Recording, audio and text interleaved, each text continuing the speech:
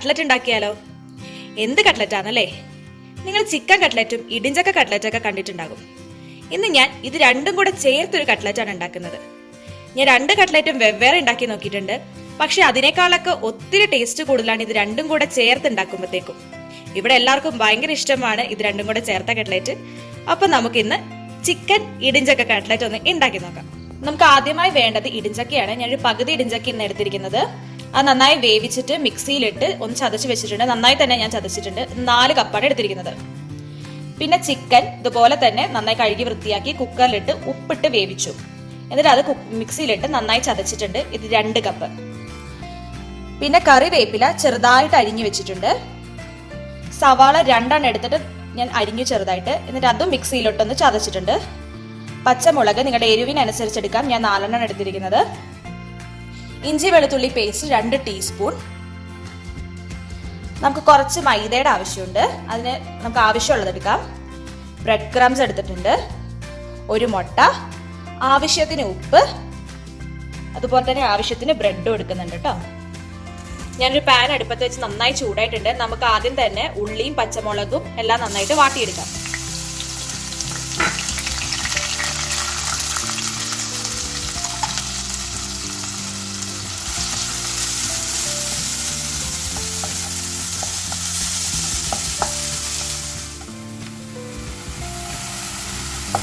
ഇതിലേക്ക് ഞാൻ ഉള്ളിക്ക് ആവശ്യമുള്ള ഉപ്പിട്ട് കൊടുക്കുന്നുണ്ട്.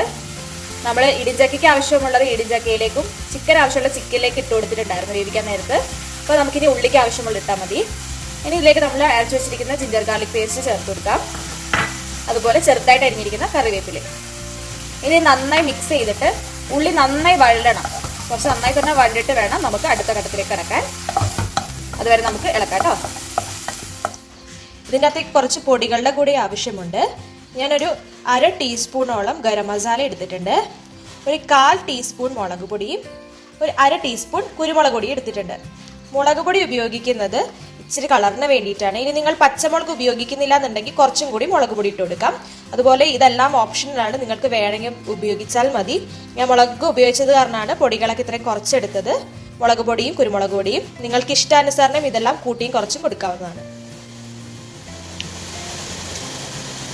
നമ്മുടെ ഉള്ളി നന്നായിട്ട് വഴണ്ടി വന്നിട്ടുണ്ട്. ഇതിൻ്റെ അകത്തേക്ക് നമുക്ക് മുളക് പൊടിയും ഗരം മസാലയും ചേർന്ന് കൊടുക്കാം. വളരെ കുറച്ച് ഇടുന്നുള്ളൂ. മുളക് പൊടി ഒരു കളറിന് വേണ്ടിയിട്ടാണ് ഞാൻ പറഞ്ഞിരുന്നല്ലോ. അതുപോലെ ഗരം മസാലയും നിങ്ങൾക്ക് വേണമെങ്കിൽ ഈ സമയത്ത് പെരിഞ്ചീരകത്തിൻ്റെ പൊടിയും കൂടി ഇട്ട് കൊടുക്കാവുന്നതാണ്. ഇന്നിപ്പോൾ ഞാൻ ചേർക്കുന്നില്ല. അതൊക്കെ ടേസ്റ്റ് കൂട്ടാൻ ഉപയോഗിക്കുന്ന സാധനങ്ങളാട്ടോ. മുളക് ചൂടായിട്ടുണ്ട്. നമുക്ക് നമ്മുടെ ചിക്കൻ ഇട്ട് കൊടുക്കാം. ഇനി ചിക്കൻ ഇട്ടിട്ട് നന്നായിട്ടൊന്ന് മിക്സ് ചെയ്യാം. അത് മിക്സ് ആയതിനു ശേഷമാണ് നമ്മുടെ ചക്ക ഇട്ട് കൊടുക്കുന്നത്. ഇതിൻ്റെ അകത്തേക്ക് നമ്മുടെ കുരുമുളക് പൊടിയും കൂടി ഇട്ട് കൊടുക്കാവുന്നതാണ് ഈ സമയത്ത്.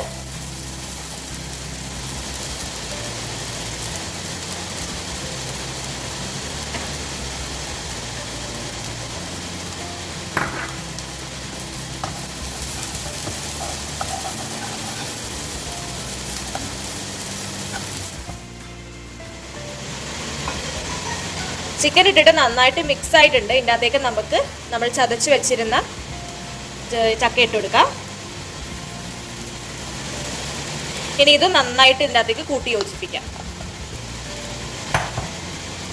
കൂട്ടി യോജിപ്പിച്ചതിന് ശേഷം ഒന്ന് ടേസ്റ്റ് ചെയ്ത് നോക്കും ഉപ്പൊക്കെ കറക്റ്റ് ആണോ എന്ന്. ഇല്ലെങ്കിൽ ഈ സമയത്ത് ഉപ്പെല്ലാം ഇട്ട് കൊടുക്കാവുന്നതാണ് കേട്ടോ.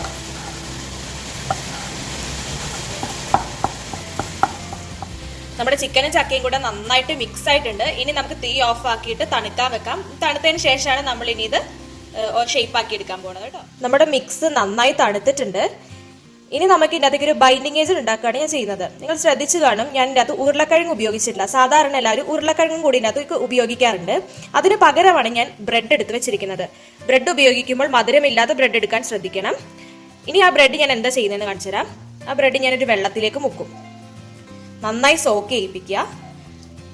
നന്നായി കുതിർന്നതിന് ശേഷം അത് നന്നായി പിഴിയും കൂടെ ചെയ്യണം. അതിനകത്ത് വെള്ളം മുഴുവൻ പിഴിഞ്ഞ് കളഞ്ഞിട്ട് അത് നമുക്ക് ഇതിനകത്തേക്ക് പൊടിച്ച് ചേർക്കാം. അതുപോലെ നിങ്ങൾക്ക് എത്ര എണ്ണം വേണോ അത്രയും ഇതുപോലെ ചെയ്യാവുന്നതാണ്. ഇനി നമുക്ക് ഈ ബ്രെഡ് ചേർത്ത മിക്സ് നന്നായിട്ട് കുഴച്ചെടുക്കണം. കൈകൊണ്ട് തന്നെ നന്നായി മിക്സ് ചെയ്യുക. ഇനി നന്നായി മിക്സ് ചെയ്തതിന് ശേഷമാണ് നമ്മൾ ഓരോ ഉരുളകളാക്കി എടുക്കുന്നത്. ഇനി നമുക്ക് ഈ മിക്സ് ഓരോ ഉരുളകളാക്കി എടുക്കാം. നിങ്ങൾക്ക് ഇഷ്ടമുള്ള വലിപ്പത്തിൽ എടുക്കാം. ഞാനിപ്പോൾ ഒരു മീഡിയം സൈസിലാണ് എടുക്കുന്നത്. ഇനി നന്നായിട്ട് ഉരുട്ടാം.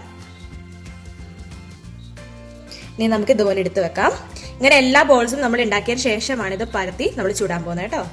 ഇനി നമുക്ക് ഈ ഉരുട്ടി വെച്ചിരിക്കുന്നത് ഓരോ ബോൾസ് ആയിട്ട് എടുത്തിട്ട് ഷേപ്പ് ചെയ്തെടുക്കാം. നിങ്ങൾക്ക് ഇഷ്ടമുള്ള പോലെ ഷേപ്പ് ആക്കാം. ഷേപ്പർ ഉണ്ടെങ്കിൽ ഷേപ്പ് ആക്കാം, ഇല്ലെങ്കിൽ ഇതുപോലെ കയ്യിൽ വെച്ചിട്ട് പരത്തി കൊടുക്കാവുന്നതാണ്. എന്നിട്ട് സൈഡ് എങ്ങാനും വിൻഡോ അങ്ങനെ എന്തെങ്കിലും ഉണ്ടെങ്കിൽ ഒന്ന് തട്ടിക്കൊടുത്ത് കറക്റ്റ് ഷേപ്പ് ആക്കുക. എന്നിട്ട് അവിടെ വെക്കാം. അങ്ങനെ എല്ലാം നമുക്ക് ചെയ്തെടുക്കാം. ഞാനെല്ലാം ഇതുപോലെ ഷേപ്പ് ചെയ്തെടുക്കട്ടെ കേട്ടോ. ഇനി നമുക്ക് എങ്ങനെ കോട്ട് ചെയ്യുന്നത് നോക്കാം. ഒരു പീസ് എടുത്തിട്ട് ആദ്യം നമ്മുടെ മൈദ മിക്സിലേക്ക് മുക്കുക. എന്നിട്ട് അടുത്തത് എഗ്ഗിലേക്ക് മുക്കുക. അതിനുശേഷം അതൊന്ന് ഊറ്റി കളഞ്ഞിട്ട് ബ്രെഡ് ക്രംസിലേക്ക് ഇട്ട് കൊടുക്കാം. നമ്മുടെ കയ്യിലുള്ള ആ മാവ് ഇതിലേക്ക് ആകാതിരിക്കാൻ ശ്രദ്ധിക്കണം, അല്ലെങ്കിൽ ആ ബ്രെഡ് ക്രംസ് പെട്ടെന്ന് കുഴഞ്ഞു പോകും. അതിലേക്ക് വീട്ട് നന്നായി കോട്ട് ചെയ്തെടുക്കാം. കോട്ട് ചെയ്തതിന് ശേഷം എക്സ്ട്രാ ഉണ്ടെങ്കിൽ ഒന്ന് തട്ടിക്കളയുന്നത് നല്ലതായിരിക്കും. ഒത്തിരി നമ്മുടെ എണ്ണയിലേക്ക് ആ പൊടി വീണ് എണ്ണ നാശമായി പോകില്ല.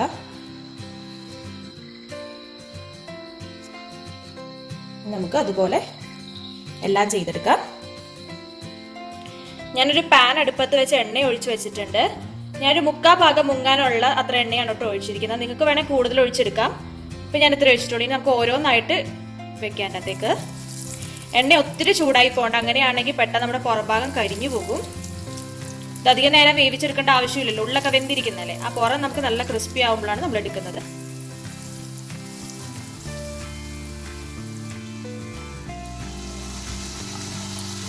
ഒരു സൈഡ് ആയി കഴിഞ്ഞിട്ടുണ്ടെങ്കിൽ പതുക്കെ നമുക്ക് മറിച്ചിടാം.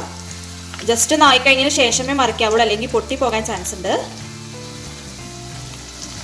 അതുപോലെ നമുക്ക് തിരിച്ചും മറിച്ചും ഇടയ്ക്കിടയ്ക്ക് ഇട്ട് കൊടുക്കാം. ഒത്തിരി തീ വെക്കണ്ട, സിമ്മിൽ വെച്ചിട്ട് ഇതിങ്ങനെ ചെയ്തെടുത്താൽ മതി. അങ്ങനെ നമ്മുടെ കട്ട്ലറ്റ് അടിപൊളിയായിട്ട് റെഡി ആയിട്ടുണ്ട്. നമുക്ക് മനസ്സിലായോന്ന് അറിയാൻ വേണ്ടി, റെഡിയായെന്ന് അറിയാൻ വേണ്ടിയിട്ട് അതിന്റെ പൊക്കത്തൊന്ന് തട്ടി നോക്കുമ്പോൾ നല്ല ക്രിസ്പി സൗണ്ട് കേൾക്കുന്നുണ്ടെങ്കിൽ ആയിന്ന് മനസ്സിലാവും, കാരണം ഉള്ളിലാവാനില്ലല്ലോ. അപ്പോൾ ആ പുറഭാഗം നല്ല ക്രിസ്പി ആയിട്ടുണ്ടെങ്കിൽ നമുക്ക് എടുക്കാവുന്നതാണ്. ഞാനിപ്പോൾ ടിഷ്യൂ പേപ്പർ ഒരു ഇതിൽ വെച്ചിട്ടുണ്ട്, അതിലേക്കാണ് ഞാൻ കോരിയെടുക്കുന്നത്.